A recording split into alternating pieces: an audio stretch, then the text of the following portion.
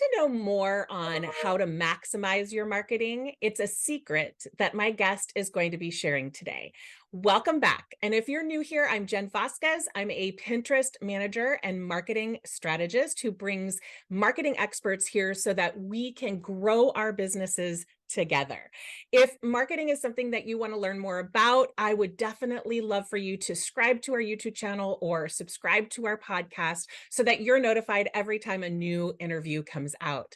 Today, I'm so excited. We're going to be talking with Laurie Mabelis. She's a TEDx speaker coach and public speaker trainer. Laurie is very passionate about transforming kick-ass impact makers from understandable to unforgettable when they share their story on stages. During her career as an innovation manager, coach innovation teams with their business ideas, she saw a lot of great ideas ending up in a dusty folder and less great ideas unlocking time and money to impact. It was not the quality of that idea that made the difference, it was the delivery of it.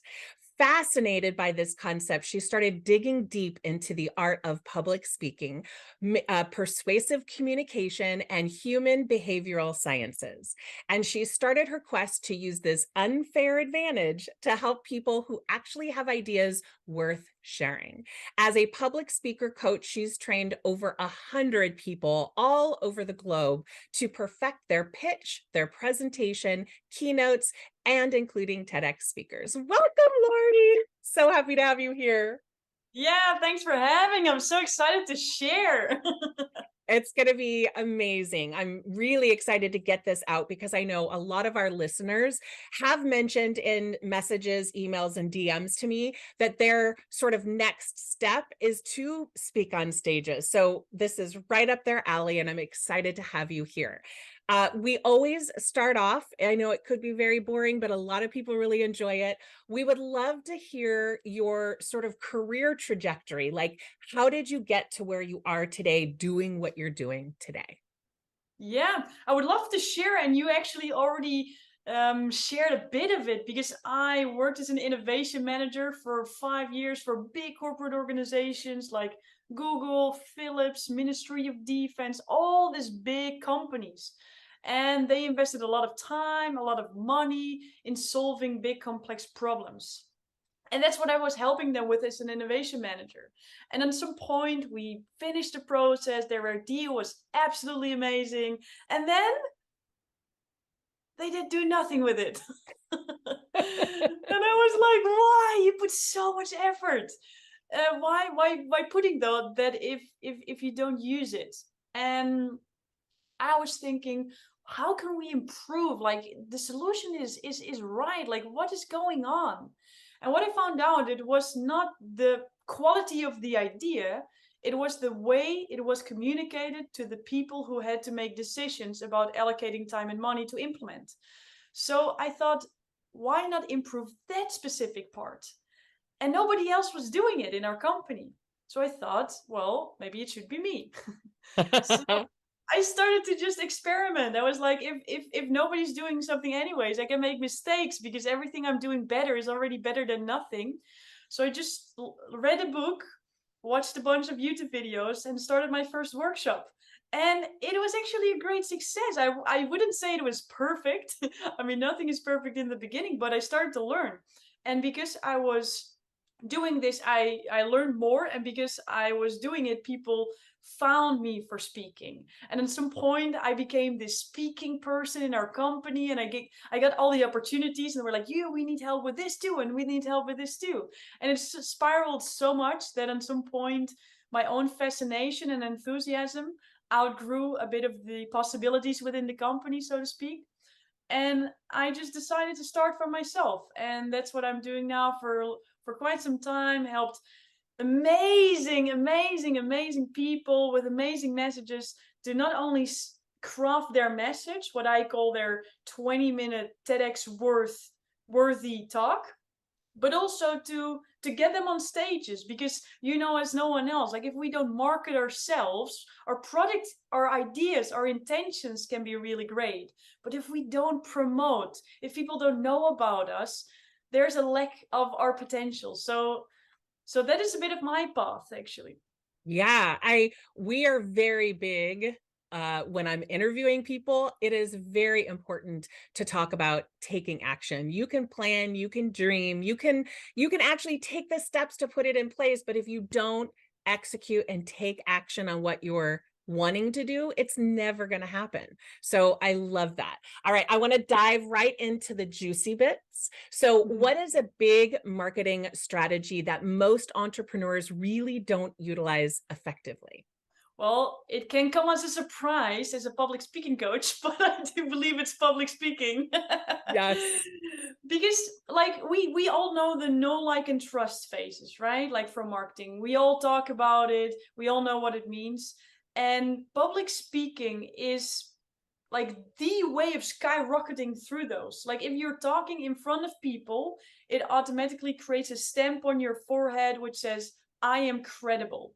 Because if you are featured on a stage, if you are the one speaking in front of a large audience, it automatically insinuates that you are credible to talk about your subject. So when you are already credible and you talk about your story, and if you do public speaking well, you're not only sharing factual information, but you're utilizing your own personal story um, Yes. to Yes. include emotion to provoke some sort of emotional shift inside of other human beings. And what we take action upon? We don't take action upon very factually amazing products. We take action upon amazing emotional shifts that happen inside of us that we feel where we can trust someone else. And that is what public speaking does. Like it creates brand visibility, brand credibility, and it really skyrockets you through the know, like, and trust phase. Yeah, it's definitely like implied trust. Just hearing somebody was a speaker somewhere means that someone trusted them to put them up as a speaker. And in turn, you get that sort of implied trust for them to start believing you and then hopefully taking action. I totally agree with that. What are some first steps that entrepreneurs can do to maximize their marketing through public speaking? There's a lot of different ways we can go through this. And what I would love to start with is something that you can already do if you have no stages at all. And that is about the way you communicate. Because what I said before, it's not about the factual information you all share, it's about the emotional shift that you want to create. And what is a great way is to know a bit about brain science and how our brain captures information. And when we look and dive into it, we know that the brain doesn't save numbers and factual informations and statistics, it thinks in pictures. So when we communicate to our audience, to our potential clients, to our current clients, and we talk in all these amazing things we can do, it might resonate with them on an intellectual level, but it doesn't create an emotional shift. Mm.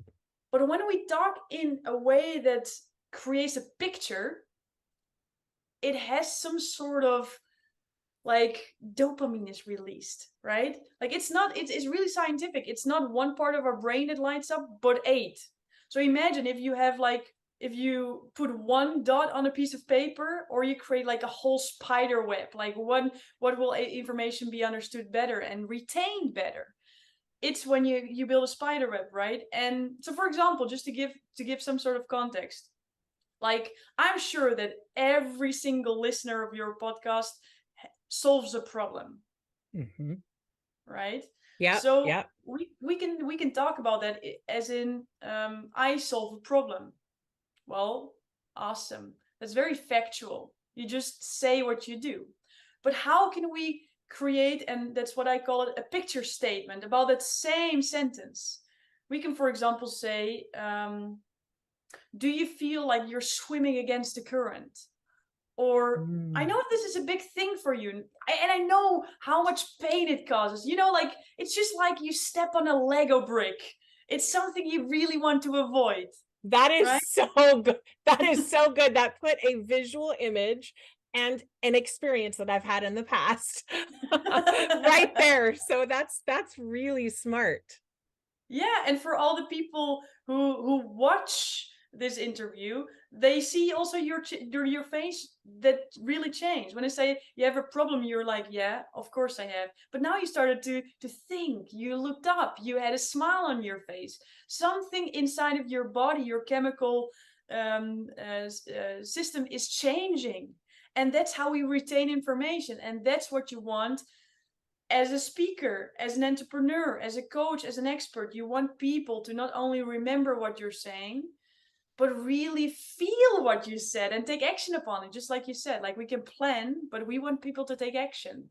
That is So, so smart. How would you recommend people access these stories? I know it sounds what you're saying is totally true. You used an example that I totally got. But for me, as an example, I'm sure everyone out there, there's going to be some people out here that agree with me. Creating stories is so much harder than delivering information, right? So how do you recommend people tap into those stories or sort of get into that creative mind to be able to access that information? You know what I mean? Storytelling is not as easy sometimes as people think. yeah, I love what you're saying, and I will answer your question, but I also want to provoke a different mindset around it. Ooh, Because I'm all for that, please. super, super. Because when you say it's really hard to tap into that storytelling mindset and to share that in a way because factual is easier, then I Mhm. want would challenge you to think about it like this. If we know now that our brain does not handle factual information so well, but really thinks in pictures, it's not only when you get new information, but it's also when you share information. Like when you want to share a story, your brain thinks in pictures. And storytelling is nothing more than describing a picture so people can see it in front of them and feel it. So when you need to share information, could you be seeing a possibility that storytelling might actually be easier because it's the way in how your brain works? So you don't have to be so terrified of the thought, oh, maybe I forget what I'm saying. I need a script. Maybe I will say, what will happen if I forget something? Ah! Like all these thoughts that every single one of us has sometimes. What if you can tap into the trust that your brain thinks in pictures, and that if you use storytelling to convey an idea, that you will remember it way better because you can see it in front of you. You're just That describing is what you're seeing. that is so smart. And when I'm educating on Pinterest, which is my business, I do talk about how my clients felt, what they were going through, and how what I'm helping or teaching transitioned them to making it easy and more effective. So that makes a lot of sense. I don't know why I didn't think about it that way. It's a shift in mindset that can already open up so many factual opportunities. And also to answer your question, like what is a first step that people can take towards becoming a more compelling communicator or using verbal communication more in their business? Um, is to think what public speaking or storytelling actually is. Because if you Google, there's this hero's journey, 12 steps, it becomes so complicated. While in reality, you just tell something about your life, like a very specific moment where you felt some sort of pain and you solved it. And that's usually how people create businesses, is from that experience. I mean, that's what I did, right? I struggled with marketing my photography business way back in the day and then started using Pinterest to help me do that, which I tell that all the time, but I don't even consider that a story per se, but you're right. It's describing how I felt, describing what I went through and how I solved it. That's You're so brilliant. answering your own question I there. know It's it. like, and I love that. That's what makes me happy. It's like you experience something that caused an emotional shift in you. You're sharing that from your perspective, not with the intention to share your story, but with the intention to showcase what kind of emotions you got through that journey, so other people can allow themselves to feel it Two, during your story, because they can see it in front of them. And it's not about you. That's the fun thing. Your story is a Yeah, vehicle for your audience to feel the same emotions and to have thoughts about the situation that you're describing. so smart. I just hope everyone just pauses a little bit right here and makes a huge mental note if you're listening to this in the car or exercising, or writing it down if you're listening to it at your desk, because this helped me with a huge, like you just said, transformation in being frustrated with trying to do the storytelling things and just explaining how I solved frustration, basically. Um, so smart. So smart. Okay. So what would you recommend to somebody if they want to utilize public speaking, but they are like, they don't feel super comfortable speaking in front of people? Like, how would you help people to start moving toward that if they have some hesitation or nerves about it? Mm.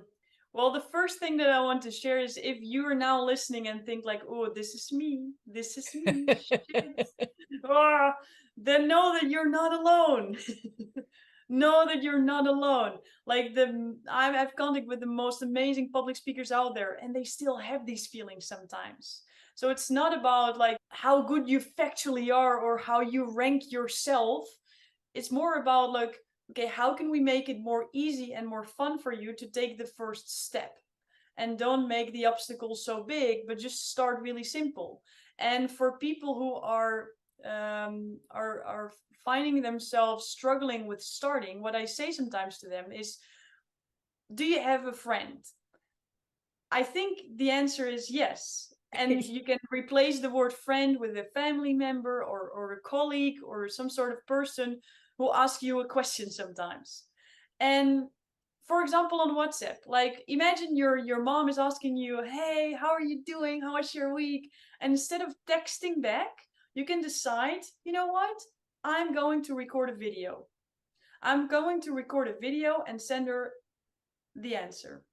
What that will cause is that you start a habit of using the verbal word, and in a time frame want to convey a specific message. That's a great exercise. But a super awesome bonus is that other people are going to stimulate you to do more of them because it's really cool to receive a video.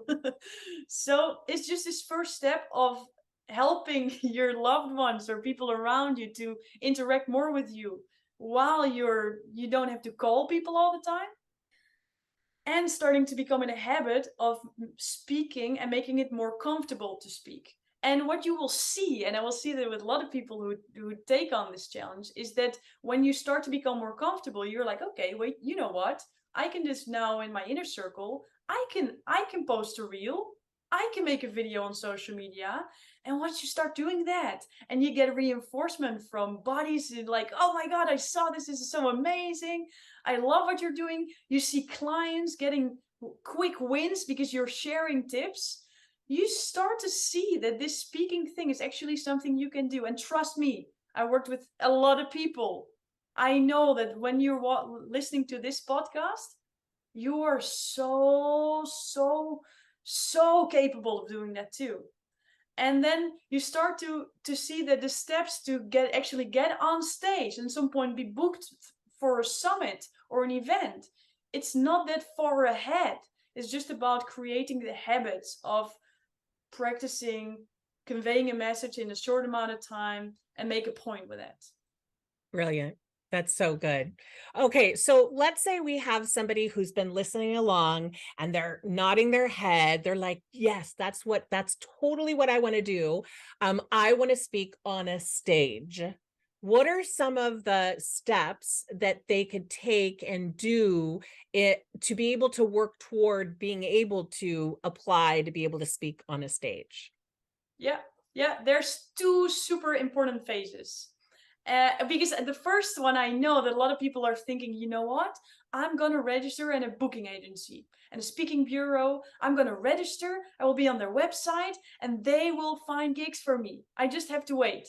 Well, I just want to bust that belief right in the beginning because it's not how it works. It's the same with building a company, right? If you have an amazing start, you're going to Pinterest, you're creating your, and then you just wait for stuff to come. You need to put in some action. And the same applies to speaking. So the first important step of you sharing your story on stage is to have a story. Everybody has a story, but if you tell it in a chronological way, it's not as transformation, or it does not like create an emotional shift that we were talking about. It's just like, you know, looking through a lot of historic events. It's not that intriguing.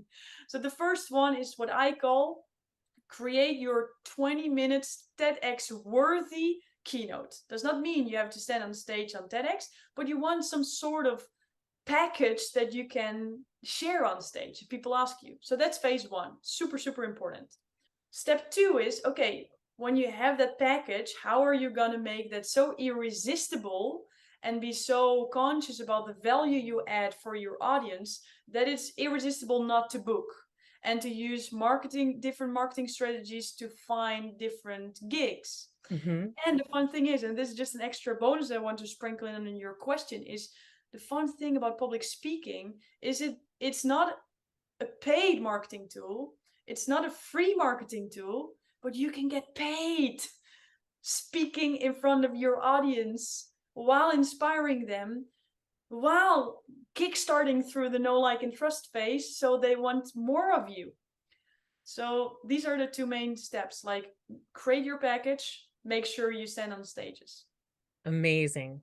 Excellent. Okay. So as we're wrapping this up here, what are 3 things that have helped you personally to grow your business? It could be tools, advice, really anything. What are 3 things that has helped you the most? I love that question. And I love 3 things always. So the first one I Always. would say, the first one is like, and I think if I say it, you as a listener might think, yeah, I've heard that 1,000 times, but I want to be the 1,001 because this is so important. And I found out this shifted me like the most of everything, because I can share amazing tools, I can amazing strategies, but in the end, it's all about what you believe about yourself. If you believe my story is not worth sharing, it won't be. I can say whatever, but I can give you the best tools in the world, but it won't shift. But it's about what you believe about yourself. What is your why, and what are your core beliefs about the goals that you want to achieve? And once you can shift those, everything else will accelerate too. So the first very specific tip I would share is, what is your why? Why are you doing what you're doing? And tap into that emotion, because it should be so strong that it will kick you through any obstacle that you're facing, or help you overcome those, because the obstacles will be there. That's just the reality. So the first one is tap into your why and shift your mindset. The second thing for me, and that's just like, I did not tell you the complete story from the beginning, because I've been an innovation manager for a lot of years. I helped a lot of companies with innovation, but I've also studied to become a dietitian.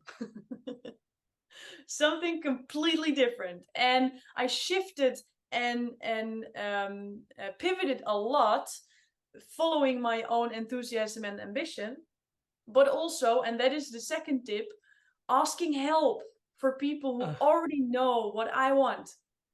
Like, there's so many people out there who already achieve what you want to achieve. And if you just ask for help, get accountability, get their knowledge, get their success strategies, then it will skyrocket and save you so much time. And it really helps you to lower overwhelm, because it can be a lot to start something new, or to pivot and to shift small things. That would be the second thing. And then the third tip, this should be the biggest of all. Okay, I know it. It's share authentically. Share Oh, authentically, I love that one. because you can be so credible and so perfect, and thinking about every single thing you did well, and then you make a mistake and then celebrate, because that's what I tell my clients, like, oh, like this thing of saying I hear it so often. And when I say to my clients, it's like, I love that you're a bit human. I mean, if you would be so perfect, I would not resonate with you. I wouldn't believe you. So please be you. Please be authentic. Please be tap into your full real self and share that version, because I can tell you one thing.